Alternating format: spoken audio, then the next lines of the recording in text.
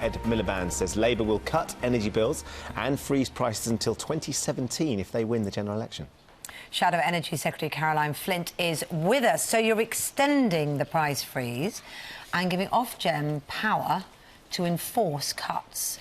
Whereas I thought Ed Miliband was against Ofgem because he wanted to scrap it, didn't he, about a year and a half ago? Well, we do want to scrap Ofgem and have a new regulator, Kate, but we also want to make sure that bill payers benefit from the wholesale costs that have been falling for the last 15 months. So on entering government, if we win the general election, we'll have emergency legislation to freeze prices from rising till 2017, but giving the power and duty to Ofgem to review prices in time for cuts this winter. One of the concerns with this price freeze is that if wholesale price does drop and eventually the energy companies pass those price savings on to the customer, if you freeze the prices, the cap could end up being higher than actually the cost would be if you'd left it as it was before. Well, the reason why we announced the freeze, in 2013 is because we saw that when prices dropped considerably back in 2009, they were never passed on to customers.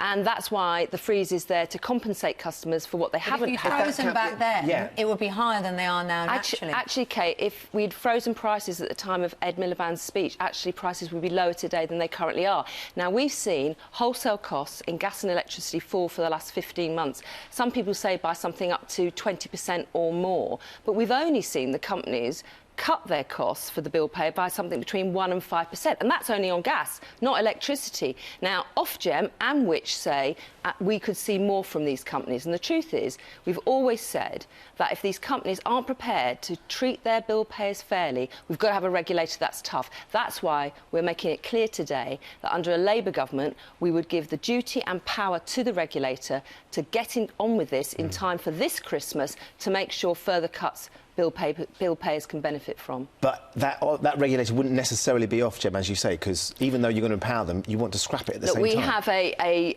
more long-term plan to review this energy market, reform it, but also establish a new regulator that has tougher powers, but a new sense of confidence by the British public that will do the job. But you know what? I don't want to wait a minute longer to make sure that bill payers today benefit from the falling costs that the energy companies are benefiting from. That's why I have to deal with the regulator I've got now by making sure that it actually has the power and duty to do this and make sure we can all benefit by Christmas.